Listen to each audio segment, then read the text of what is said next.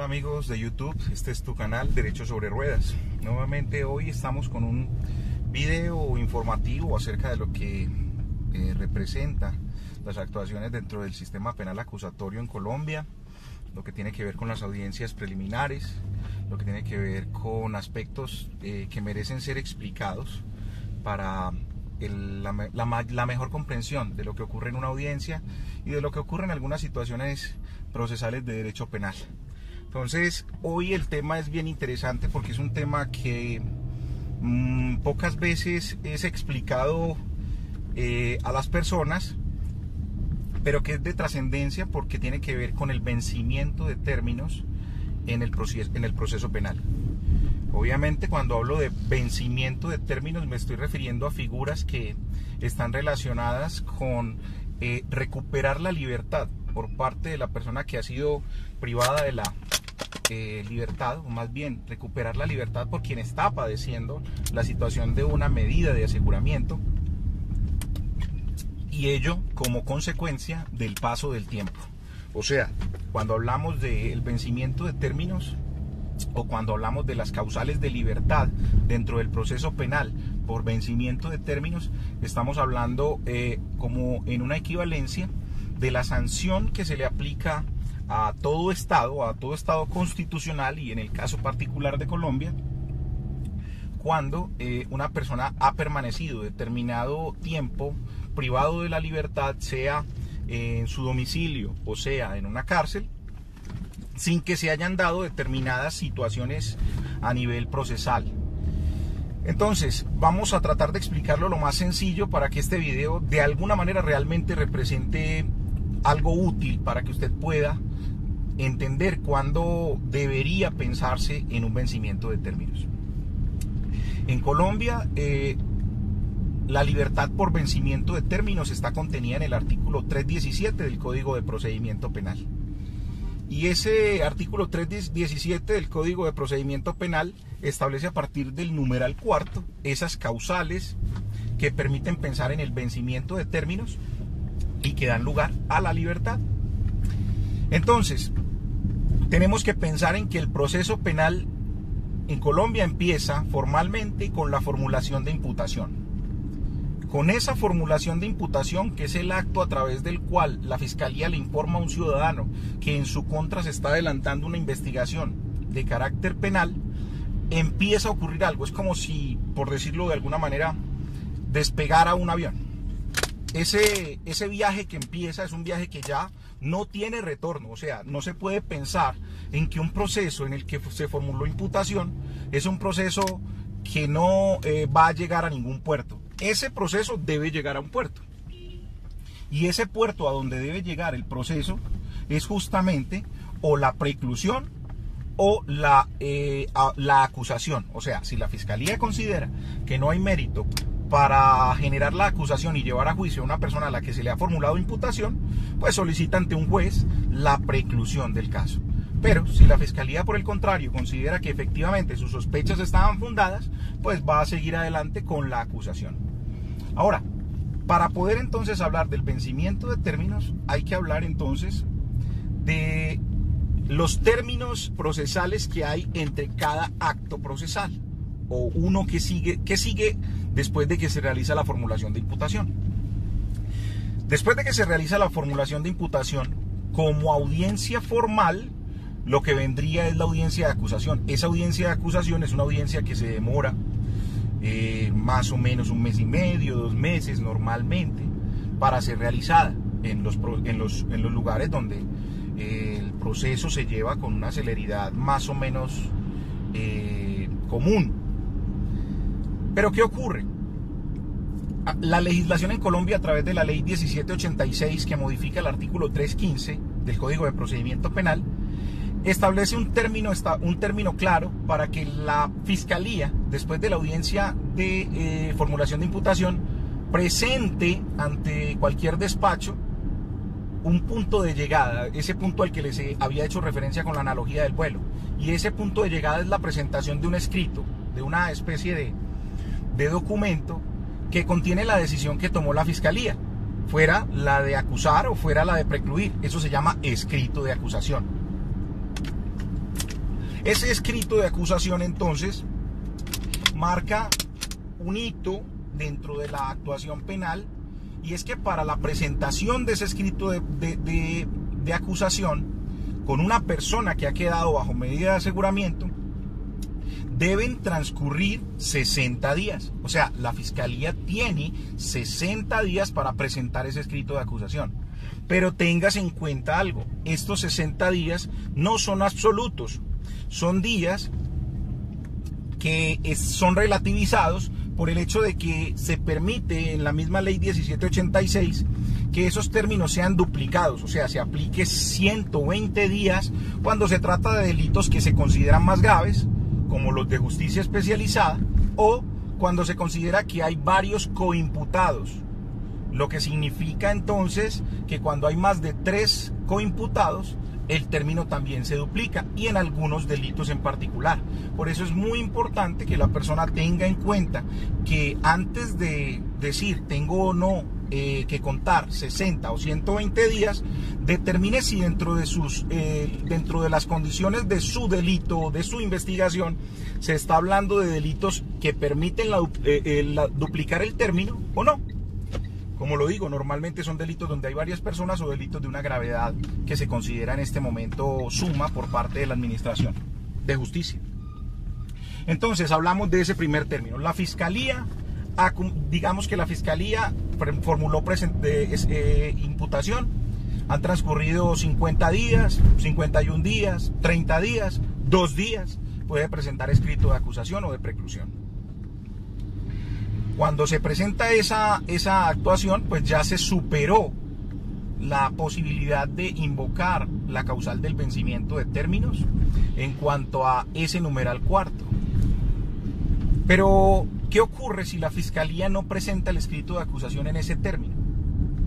Obviamente se abre la posibilidad de que la defensa pida el vencimiento de términos ante un juez de control de garantías y que haya una gran probabilidad de que éste prospere. Digo gran probabilidad porque el derecho es de interpretaciones y algunos hacen una interpretación no en derecho fundamental a la libertad, sino en derecho formal de protección a la administración de justicia, y buscan una curva para evitar de alguna manera que se tenga que contar ese término así, sino que eventualmente el fiscal pueda informarle a su superior jerárquico y generar un espacio diferente para la formulación de acusación, para la presentación del escrito de acusación. Ahora, luego de esto, cuando se presenta el escrito de acusación, que normalmente es la causal menos vista dentro del sistema, porque los fiscales que no presentan el escrito de acusación en término adecuado corren el riesgo de ser investigados.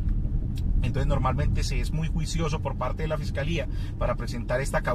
evitar esta causal de libertad por vencimiento de términos. Sigue una segunda causal, y esta causal es la que empieza a ocurrir luego del momento en el que se presenta el escrito de acusación hasta el momento en el que da inicio o se instala la audiencia de juicio oral. La ley 1786 establece un término de 120 días. Entonces no son 120 días desde que me capturaron o desde que capturaron a la persona, son 120 días desde que se presentó el escrito de acusación. Por eso es importante en ese numeral quinto tener claro que es a partir de ese momento, a partir de que la Fiscalía radicó en el juzgado el escrito de acusación, para poder presentar entonces esa solicitud de libertad. 120 días transcurridos después de que se haya presentado el escrito de acusación sin que se haya dado inicio al juicio oral, la persona tendrá derecho a que se dé la libertad, teniendo en cuenta la misma salvedad con relación a las excepciones de la duplicación del término cuando estamos frente a los mismos delitos que permitían la duplicación en el caso anterior. Los delitos de competencia de justicia especializada, los delitos cometidos por 3 o más personas y los delitos contra la administración pública, si no estoy mal en este momento. Entonces, hasta ahí va la segunda causal que permite la libertad por vencimiento de términos. Esa causal entonces es una causal que debe ser valorada bajo una óptica, y es que no se pueden descontar términos si ha sido la propia defensa la que los ha propiciado, como por ejemplo ocurre muchas veces que se han dañado las audiencias porque la defensa ha requerido más tiempo para poder llevar a cabo una investigación, como por ejemplo cuando la defensa ha solicitado aplazamientos reiterados. Esas situaciones normalmente son descontables a la aplicación de ese término o a la aplicación de ese vencimiento de términos. Entonces, eso es muy importante, porque algunas veces una persona ha cambiado de abogado y ese abogado ha pedido muchos aplazamientos. El nuevo, si llega a pedir el vencimiento de términos, tendrá que exponerse a que le digan que la defensa fue causante del retraso de la actuación judicial y por lo tanto le van a descontar un número de días que luego darían al traste con la solicitud que se está presentando. Luego de esto viene la solicitud en la tercera modalidad, y este término es: si empezado el juicio oral y la persona está detenida, como en los casos anteriores, sea en la casa o sea en la cárcel, empezado el juicio oral, instalado, han transcurrido 150 días sin que se haya culminado el proceso, o sea, sin que se haya resuelto la situación de libertad o no, de inocencia o culpabilidad de quien ha sido privado de la libertad. En estas condiciones, entonces, los 150 días también tienen la misma causal de duplicación de los anteriores. En el caso de los delitos de justicia especializada, se duplicaría a 300 días. Y en los casos en los que hay 3 o más imputados, y en los casos en los que ya habíamos hecho referencia. Entonces, bajo esta consideración, obviamente entonces ese término empieza a correr única y exclusivamente después de que se haya dado instalación formal al juicio oral y se hayan contado, sea según el caso, 150 o 300 días, si es que debe ser duplicado. Esos son inicialmente las causales de vencimiento de términos que dan lugar a la libertad en caso de que a la defensa no le sean atribuibles las causas que han generado la no iniciación de esas fases procesales. Entonces, ahora llegamos a otra figura que se encuentra contenida dentro de esa ley 1786, y es una novedosa que establece un término razonable para la actuación procesal en Colombia. Y es que en Colombia la medida de aseguramiento no debe ser superior a 1 año en privación de la libertad. Y esa privación no debe ser superior a 1 año con una persona privada de la libertad, y en caso de que se configure, daría lugar al cambio de la medida de aseguramiento privativa por una no privativa, lo que significa que una persona que ha venido privada de la libertad durante 1 año y en ese año sigue como imputado, como acusado, todavía no se ha terminado el juicio, esa persona tiene perfectamente derecho a solicitar su libertad o la sustitución de su medida privativa por una no privativa. En esas condiciones, entonces, es necesario establecer que ese vencimiento del año parece ser el término razonable que en Colombia se ha utilizado. Y es muy importante el pronunciamiento de la Corte Constitucional de Colombia, que ha establecido que ese plazo de 1 año debería ser universal en cuanto a la privación de la libertad para todas las personas a las que no se les ha resuelto su situación jurídica. Y esto es supremamente importante porque esta discusión permite plantear la posibilidad de que una persona que está esperando fallo de primera instancia, el fallo de segunda instancia, y está privada de la libertad y lleva más de 1 año privada de la libertad, pudiera hacer una solicitud en cuanto al vencimiento de los términos. Es muy trascendente ello, porque si bien es cierto, la Corte Suprema de Justicia ha pretendido evitar esta posibilidad, dándole una interpretación diferente al planteamiento de la Corte Constitucional,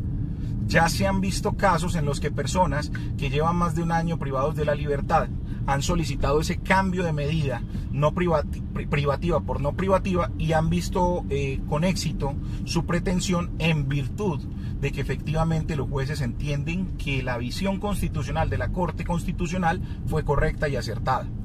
Estos son los aspectos que se analizan así por encima en el vencimiento de términos para sea la libertad o el cambio de medida privativa por no privativa. Si tienes alguna duda, puedes escribirme a mi correo electrónico crenteria@solidezjurídica.com.co. Además también puedes comentarnos este video a través de del mismo canal. Te agradezco si puedes darle un me gusta y te puedes suscribir para que tengas información continua acerca de esta información que estamos brindando a través de tu canal Derecho sobre Ruedas. Para mí es un gusto compartirla con ustedes. Dios los bendiga y hasta luego, que tengan un buen día.